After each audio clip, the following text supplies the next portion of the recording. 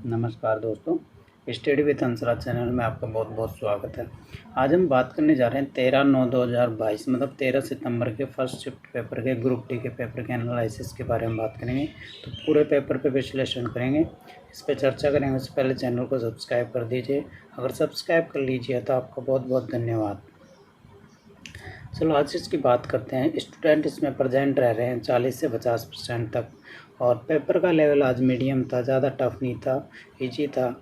और इसकी बात करते हैं पेपर के मैथ वही थे जो पहले से आ रहे हैं, एलसीएम, एचसीएम, लाभानी, प्रतिशत साझा, इनमें से क्वेश्चन है। और रीजनिंग में थोड़ा टाइम मैनेजमेंट का ध्यान रखना होगा आपने। तो टाइम का जिसने ध्यान रखा उसका पेपर अच्छा हो जाएगा, जिसकी प्रैक्टिस अच्छी है उसका पेपर अच्छा होगा रीजनिंग में, क्योंकि इसमें टाइम का पता नहीं चल रहा, क्वेश्चन थोड़े लेंथी आ रहे हैं, तो इसमें क्वेश्चन अच्छा आ रहा है। चलो शुरू करते हैं इसके जीके क्वेश्चन की बात करते हैं। साइंस थोड़ी इसमें ऐसी थी, न्यूमेरिकल क्वेश्चन कम थे इसमें, इतने नहीं थे न्यूमेरिकल क्वेश्चन, जो पहले से आ रहे थे वैसे ही क्वेश्चन है। चलो क्वेश्चन नंबर 1 पे बात करते हैं। क्वेश्चन नंबर 1, नीरज चोपड़ा जिन्होंने भाला फेंकने में ओलंपिक में स्वर्ण पदक जीता था वे कितने नंबर के एथलेटिक थे? तो इसमें 2 रीजन बता रखे हैं, जैसे 1 भी मान रखा है या 2 भी मान रखा है। तो ऐसे कहते हैं जो 86.69 मीटर नीरज चोपड़ा ने भाला फेंका था उसमें स्वर्ण पदक गोल्ड मेडल जीता था।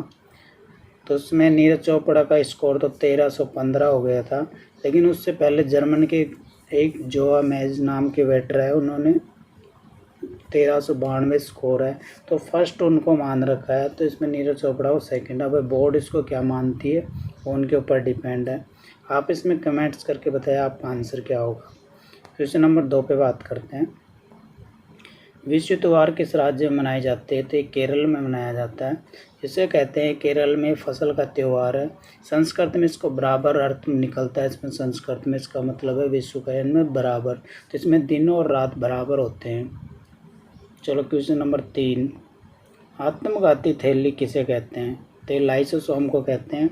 लाइसोसोम को इसलिए कहते हैं कि कोशिका के क्षतिग्रस्त होने पर, मृत्यु होने पर लाइसोसोम इसमें फट जाती है और मुक्त एंजाइम को अपनी कोशिका में पचा देते हैं, इसलिए लाइसोसोम को मृत या आत्मघाती थैली कहते हैं।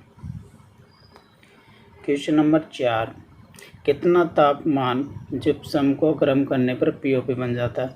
जब जिप्सम को गर्म किया जाता है तो इसका थर्ड पार्ट तक इसके जल को अवशोषित कर लेता है, तो इससे पीओपी का निर्माण होता है। क्वेश्चन नंबर 5, संवैधानिक उपचारों का अधिकार आर्टिकल 32 किससे संबंधित है? हमारे मौलिक अधिकारों का नाम पर रेट लगा सकते हैं, तो ये इससे रिलेटेड है 32, आप देख सकते हो। तो इसमें 12 से लेकर 35 तक अपने मौलिक अधिकार को रखा गया है इसमें। क्वेश्चन नंबर 6, 2021 का शांति स्वरूप भटनागर पुरस्कार कितने लोगों को दिया गया था? तो इसमें 11 लोगों को इसमें दिया गया था। तो आप इसमें से देख सकते हो, ऑप्शन दे रखे थे 9, 7 और 15 और 11। तो 11 लोगों की सूची इनको दी गई थी 2021 में शांति रूप भटनागर पुरस्कार के लिए। शांति रूप भटनागर पुरस्कार में क्या होता है, इसके अंदर CSIR है ना, शांति स्वरूप भटनागर, उनकी तरफ से 45 साल से कम उम्र के जितने भी वैज्ञानिक हैं जिन्होंने कुछ स्पेशल मतलब कुछ इनके लिए किया हो साइंटिस्ट ने, तो उनको 5 लाख रुपए का नगद इनाम दिया जाता है इसमें। क्वेश्चन नंबर 7 पे बात करते हैं। देवेंद्र झांझरिया जी, इसमें 3 का नाम दे रखा था, एक तो देवेंद्र झांझरिया था और 2 और थे, उनके नाम और दे रखे थे। तो उनको कौन सा अवार्ड दिया गया था 2022 में? तो इसमें पद्म भूषण, पद्म विभूषण कुछ ऑप्शन दे रखे थे, तो आपको पता होना चाहिए। इसमें ये चूरू के है देवेंद्र झांझरिया जी, चूरू के जो गोल्ड मेडलिस्ट है इसमें। और इसमें आपको पता होना चाहिए जो गणतंत्र दिवस को दिए गए थे, तो 17 लोगों को तो पद्म भूषण दिया गया था, 107 को पद्म श्री दिया गया था। इसमें कुल 4 को पद्म विभूषण दिया गया था। तो इसमें आपको पता नहीं चाहिए, क्वेश्चन के हिसाब से आप अगर सही पता हो तो आप कमेंट्स करके बता सकते हो। क्वेश्चन नंबर 8 पे बात करते हैं। एक केमिकल रिएक्शन दिया गया था और पूछा था डिस्प्लेसमेंट रिएक्शन पूछा था, विस्थापन अभिक्रिया में पूछ रखी थी इसमें क्वेश्चन नंबर 8 में। क्वेश्चन नंबर 9 पे बात करते हैं। ग्रुप 19 में कौन सा एलिमेंट यानी मेटल वाइड होगा? तो इसमें जर्मेनियम मान रखा था ऑप्शन में ये, आप इसमें कमेंट्स करके बता सकते हो कौन सा सही है। इसके बाकी ऑप्शन मुझे पता नहीं थे, ये बताया था स्टूडेंटों ने।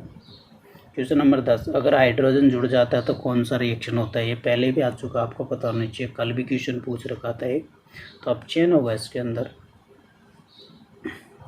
NaOH का इलेक्ट्रोलाइसिस करने पर कैथोड क्या होगा। तो इसमें कैथोड तो प्लस H+ हो जाएगा, एनोड Na+ हो जाएगा।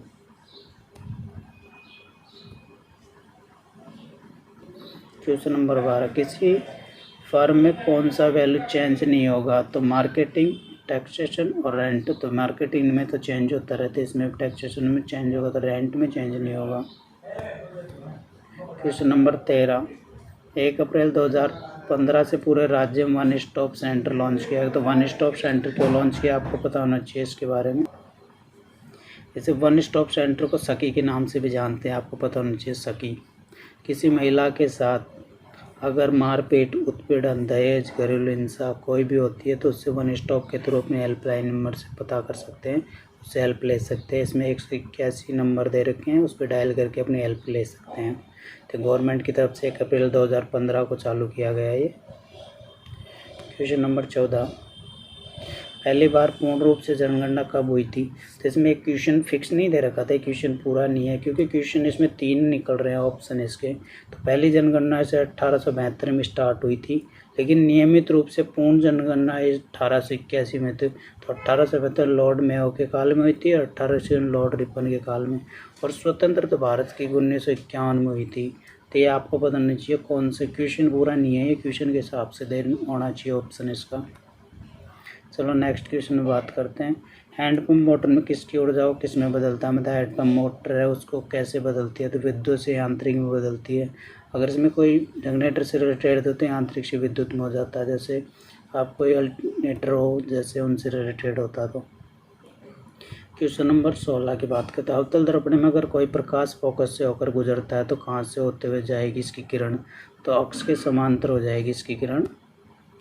क्वेश्चन नंबर 17, किसी समतल दर्पण को सामने वस्तु रखती है तो प्रतिबिंब कहाँ बनेगा। दर्पण के पिछले और उतनी दूरी पर जितनी दूरी पर दर्पण की वस्तु रखी है तो उस प्रकार से इसका दर्पण का प्रतिबिंब बनेगा। क्वेश्चन नंबर 18, मछली में ब्लड सर्कुलेशन के बारे में क्या सही है। तो कुछ ऑप्शन दे रखे थे, इसमें 2 चैम्बर हार्ट होते हैं और उनमें से सर्कुलेशन करता है, तो इस हिसाब से होता है इनका, तो ऑप्शन के हिसाब से था। क्वेश्चन नंबर 19, अगर वोल्टेज को 2 गुना कर दिया जाए और करंट को आधा कर दिया जाए तो प्रतिरोध क्या होगा। ये क्वेश्चन था कुछ साइंस का, फिजिक्स का। क्वेश्चन नंबर 20, जीवाश्म का कार्य क्या होता है। तो ऑप्शन मेरे पास है नहीं थी, ऑप्शन के हिसाब से करना था इसको। क्वेश्चन नंबर 21, आवर्त सारणी में एक आवर्त में बाएं से दाएं जाने पर क्या होगा। तो इसमें आपको पता नहीं, एटॉमिक रेडिएशन इसमें विद्युत ऋणात्मकता की ओर बढ़ जाती है इसमें। क्वेश्चन नंबर 22, मनुष्य के भोजन में पाचन के बाद न्यूट्रिशन और विटामिन और मिनरल के द्वारा ब्लड में एब्सॉर्प्शन के लिए क्या होता है। तो RBC, WBC और प्लाज्मा। तो RBC WBC तो होता नहीं है, तो इसमें प्लाज्मा होगा।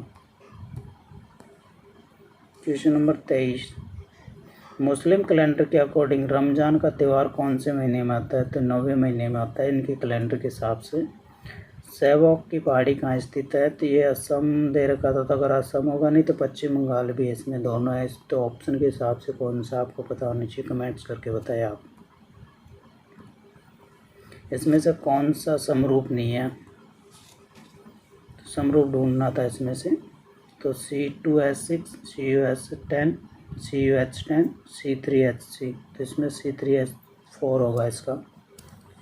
पेड़ का नाम जो सबसे बड़ा वृक्ष है किस राज्य में पाया जाता है। एक पेड़ का नाम दे रखा था यहाँ पे, पूछ रखा था कौन से राज्य में। तो 4 स्टेट का नाम दे रखा था। तो आपको पता नहीं चाहिए पेड़ के हिसाब से। तो अगर एक पेड़ बरगद का पेड़ दे रखा जो 2 ग्रेट बनियन के नाम जाना जाता है, 250 साल पुराना, 1887 में था। तो एक कोलकाता के अंदर है। कोलकाता में आर्य जगदीश चंद्र बोस वट्टा एक गार्डन है, उसके अंदर है ये पेड़। तो ये काफ़ी बड़ा पेड़ है। तो ये पता नहीं कौन सा पेड़ दे रखा था, पेड़ के हिसाब से होगा ये। नेक्स्ट क्वेश्चन पे बात करते हैं। क्वेश्चन नंबर 27, सुबह के समय लाल क्यों दिखाई देता है सूर्य। तो प्रकाश प्रकीर्णन के कारण ये लाल दिखाई देता है। 2022 में PM की योजना दी गई थी, एक योजना का नाम दे रखा था, उसके ऊपर पूछ रखा 2022 की कोई योजना थी।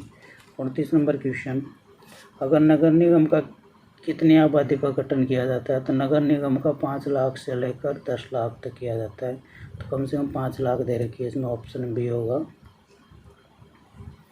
अपूर्णांक का क्वेश्चन पूछ रखा था एक, तो ये अपूर्णांक के क्वेश्चन भी थे, ये हर बार हर पेपर में पूछ रखा है। और दोस्तों ये वीडियो पसंद आया चैनल को सब्सक्राइब करना ना भूलें, और धन्यवाद दोस्तों। और इस वीडियो को दोस्तों के साथ शेयर भी कर दें।